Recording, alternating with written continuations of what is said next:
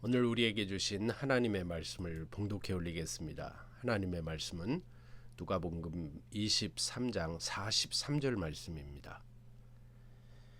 예수께서 이르시되 내가 진실로 네게 이르노니 오늘 네가 나와 함께 낙원에 있으리라 하시니라. 아멘. 성도 여러분, 오늘은 종려주일입니다. 지난주에 이어서 예수님께서 십자가에 못 박혀 죽으시는 과정 속에서 십자가 위에서 하신 7말씀이 있었습니다. 이것을 가상칠언이라고 하는데, 오늘 이 종려주일 예수님이 하신 7말씀 중에 두 번째 말씀인 오늘 본문 말씀, 내가 진실로 네게 이르노니 오늘 네가 나와 함께 낙원에 있으리라 하신 이 말씀입니다. 이 말씀은 여러분 잘 아시는 것처럼 예수님 당신 오른편 강도에게 하신 구원 선포의 말씀입니다. 우선 이 말씀에는 예수님께서 십자가에 달려 죽으시는 과정 속에서 얼마나 참혹하고 철저한 배반과 배신, 그리고 쓰라린 멸시와 천대를 당하셨는지를 우리에게 잘 보여주고 있습니다. 예수님 십자가 형벌을 당하시고 죽으시는 그 상황 속에서 다양한 사람들이 예수님을 적극적으로 비난하고 욕하고 또 저주하며 멸시하는 태도의 행동을 보였다는 정말 아픈 사실이 있습니다. 오늘 본문 말씀 속에도 예수님께서 이 오른편 강도에게 구원을 선포하실 때에 메시아이신 예수님께서 가장 악하고 추한 죄인의 대표자인 이 두 강도와 같은 취급을 받고 계신다는 사실이 첫 번째 예수님이 당하신 고난입니다.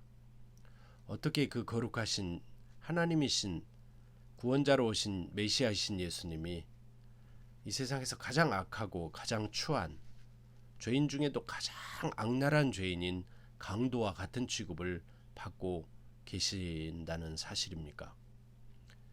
오늘 본문 말씀 그 윗부분에 보면 누가복음 23장 32절에 보면 또 다른 두 행악자도 사형을 받게 되어 예수와 함께 끌려갔다고 되어 있습니다.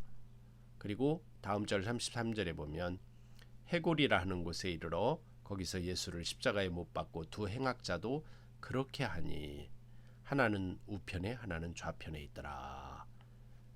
이렇게 되어 있죠. 온 세상의 창조자이시고 주인이시며 구원자이신 하나님이신 예수님께서 죄인인 인간과 세상의 죄악과 허물 때문에 그 죄를 대속하시기 위해 가장 낮은 자리로 오시고 가장 험한 고난과 고통을 당하시면서 그 세상과 죄인을 구원하시는 마지막 과정입니다.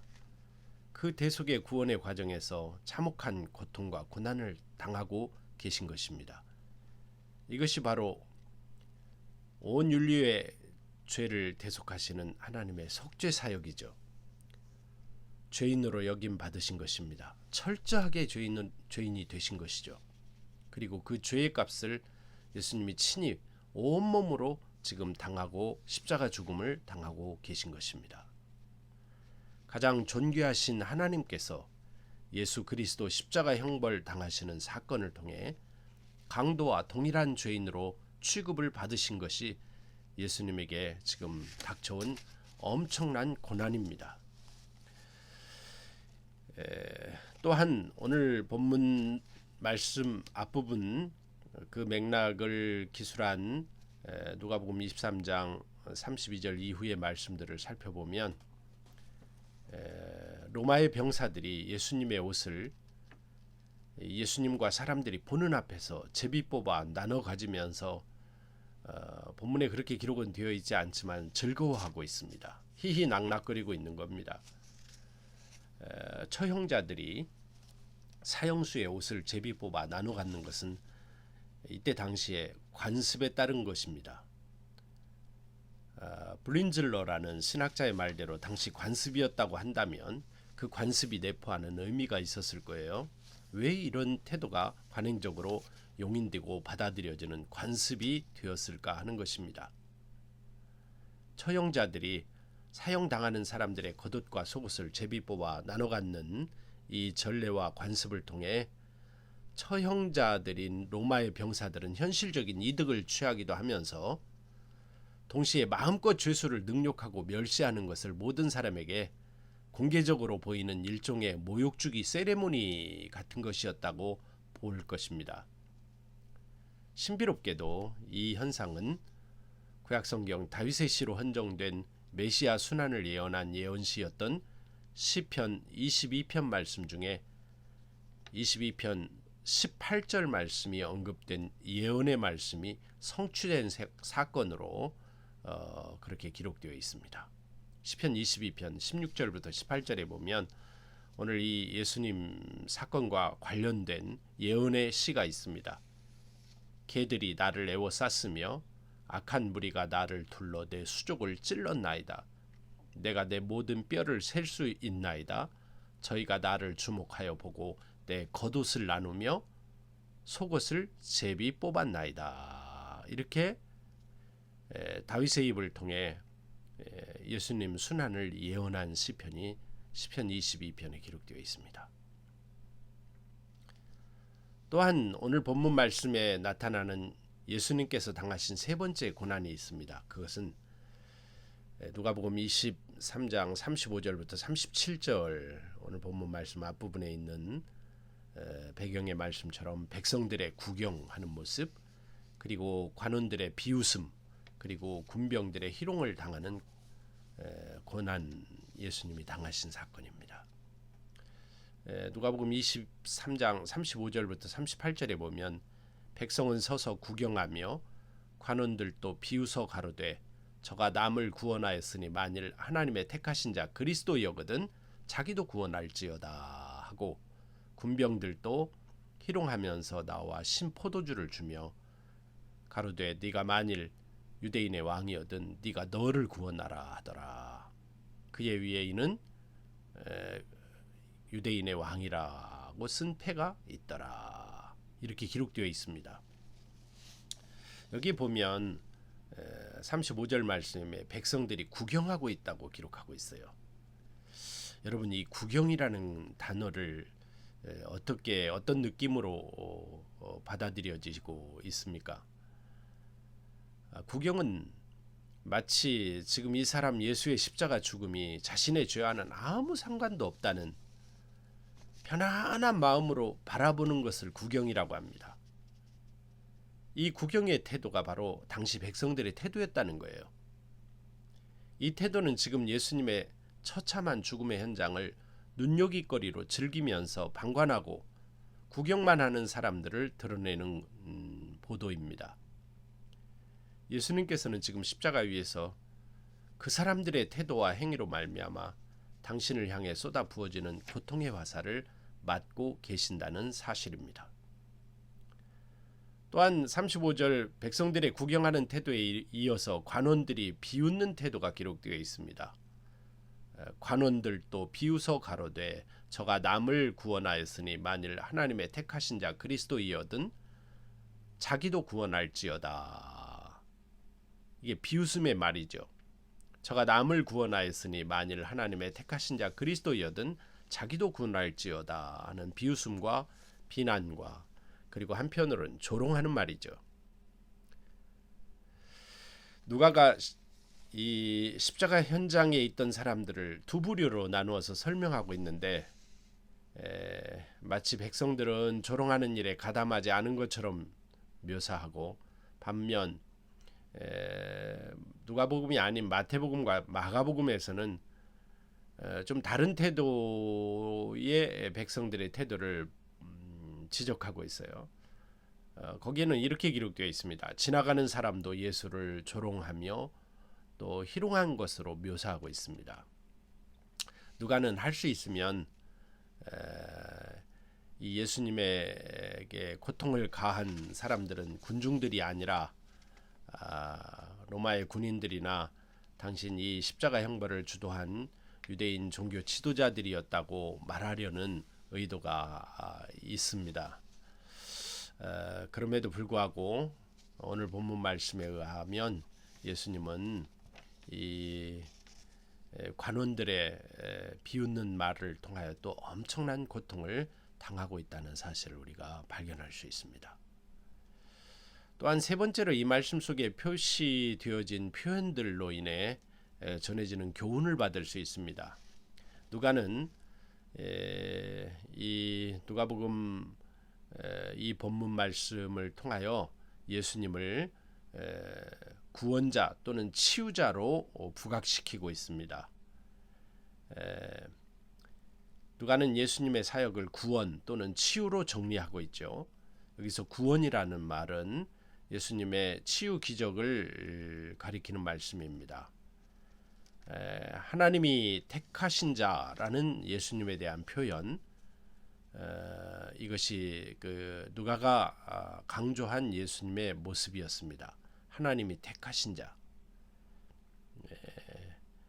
누가복음 9장 35절에도 택함을 받은 나의 아들이라는 표현이 있습니다. 이런 말씀을 통해 누가는 하나님께서 택하신 분이 바로 이분 십자가에서 죽으시는 예수님이라는 사실을, 그리고 그분이 세상을 구원하시는 구원자라는 사실을 힘있게 증언하는 말씀이 되겠습니다. 한편 이 같은 모든 군중들, 백성들, 관원들의 조롱하고 또 구경하고 또 비웃는 이런 말들이 시편 22편 말씀드린 예수님 순환시로 예수님의 고난을 예언했던 시편의 성취라는 것을 성경은 강조하고 있습니다. 이렇게 십자가에 못 박히신 예수님께서 당하시는 고난이 최정점에 이른 때에 예수님의 왼편 십자가에 달린 강도가 예수님을 불신하고 모욕합니다. 그런데 반대로 오른편 한 강도는 그 일어나는 모든 상황 속에서 자신의 죄를 뉘우칩니다. 그가 그렇게 자신의 죄를 정직하게 보고 뉘우치고 회개할 수 있던 것은 예수님을 정확히 깨달았기 때문입니다. 십자가에 달리신 예수님이 참으로 의로우신 분이고 그분의 인격과 사역을 자신의 눈으로 보고 또 자신의 몸으로 경험하면서 이분 예수야말로 참 구원자임을 깨닫게 된 것이죠. 그리고 마지막 최선을 다해 믿음을 고백하면서 주님을 의지합니다. 이 오른편에 있는 강도가요, 예수여 당신의 나라에 임하실 때 나를 기억하소서 하는 부탁을 예수님께 드립니다. 그때 바로 예수님이 응답하십니다. 네가 나와 함께 낙원에 있으리라 하신 말씀입니다. 성도 여러분, 네가 나와 함께 낙원에 있으리라 하신 이 말씀이 이 고난주간에 예수님 당신 오른편에서 회개한 강도에게 하신 말씀이었지만, 사실은 성도 여러분, 이 말씀이 오늘 저와 여러분에게 주시는 하나님의 생명의 약속의 말씀, 구원의 희망의 말씀임을 깨달으시기 바랍니다. 아무나 십자가 형벌에 처해지는 것이 아닙니다. 십자가 형벌은 당시 사회에서 행해지던 모든 형벌 중에 가장 극형이었습니다. 이 형벌은 너무나 잔혹하고 너무 무서운 벌이었기 때문에 로마 신분을 가진 사람은 아무리 극악한 죄를 지었다고 해도 적어도 이 십자가 형벌은 받지 않았다고 합니다. 다시 말씀드린다면 이 십자가 형벌이라는 형벌은 정말 당시 사회 속에서 인간 이하의 사람이어서 정상적인 사회생활을 이 사람은 도저히 할 수 없는 사람이라고 여겨지는 사람에게 가장 악랄하고 가장 잔인한 사람, 가장 큰 해악을 일삼는, 이루 말해서 사회 모든 구성원들에게 완전히 버림받은 사람이라는 마지막 버림받는 최고 극형의 형벌 의식입니다. 예수님이 이 형벌로 죽으셨다는 사실을 기억하십시오. 다시 말씀드려 예수님은 철저하게 배신당하고 무지한 사람들과 무지한 시대와 세상에서 버림받은 구세주로서 십자가를 지셨습니다. 그러나 예수님의 좌우편에 함께 십자가에 달린 이 두 강도는 정말 극악한 죄수들이었죠. 그런데 예수님께서 그들 중에 한 사람의 회심을 보시고 그 오른편 강도의 믿음을 보시고 구원을 선포했다는 사실, 바로 그 말씀이 예수님께서 십자가상에서 두 번째로 외치신 오늘 본문 말씀이 네가 오늘 나와 함께 낙원에 있으리라 하신 말씀입니다.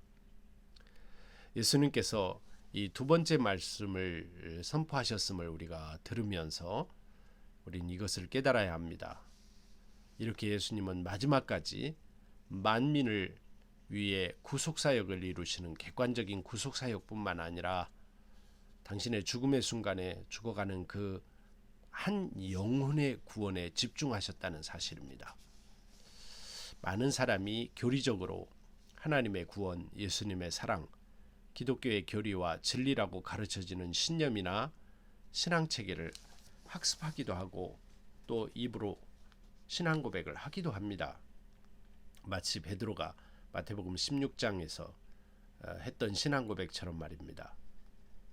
예수님께서 너희는 나를 누구라 하느냐라고 물으니까 베드로는 그때 주는 그리스도시요 살아계신 하나님의 아들이십니다 라고 고백했었죠. 그러한 신앙 고백은 정말 위대한 것이었습니다.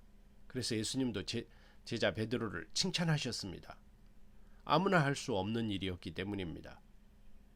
신앙인이 아니고서는 신앙 고백을 할 수 없습니다. 그런데 예수님께서 이 베드로의 신앙 고백을 다음과 같이 해석해 주셨다는 사실을 잊지 마십시오. 마태복음 16장 17절에 보면 예수께서 대답하여 가라사대 바요나 시모나 네가 복이 있도다. 이를 내게 알게 하니는 혈육이 아니요 하늘에 계신 내 아버지시니라 라고 말씀하셨습니다. 이 신앙 고백은 너 자신의 경험, 너 자신의 의지, 너 자신의 지식으로 되어진 것이 아니라는 것입니다. 하늘에 계신 내 아버지이신 하나님 아버지께서 너를 사로잡으시고 너에게 은혜를 주시고 너를 사용하여 고백하게 하신 것이라고 예수님이 힘주어 강조하고 말씀하고 계십니다. 그러므로 신앙 고백의 순간 성도는 하나님께서 그 사람과 함께 계신다는 것을 깨달아야 합니다. 성도 여러분, 여러분은 한 주간 동안 얼마나 하나님을 향한 믿음을 고백하며 사셨습니까? 예수님을 향한 사랑과 은혜에 얼마나 감사하셨습니까? 임하셔서 역사하시고 계신 성령 하나님의 강력하고 따뜻한 임재와 은혜와 은총에 감동하며 사신 시간이 얼마나 됩니까? 건강하고 행복한 신앙생활에는 반드시 교리적인 신념과 또는 신앙의 체계를 이해하고 동의하고 이지적으로 순종하려는 노력이, 의지적으로 순종하려는 노력이 필요합니다. 그러나 그보다도 한 단계 더 중요한 일이 있습니다. 그것은 바로 그 믿음을 살아내는 구체적인 삶의 순종이 필요하다는 것입니다. 율법주의에 사로잡힌 유대인들은 하나님의 사랑을 아는 것처럼 행세했지만 사실은 몰랐습니다. 그들은 결국 예수님을 십자가에 못 박아 죽이는 주인공 노릇을 하고 있으면서도 끝까지 회개할 줄 몰랐습니다. 예수님의 말씀처럼 그들은 지금도 자신들이 무엇을 하고 있는지를 모르고 있습니다.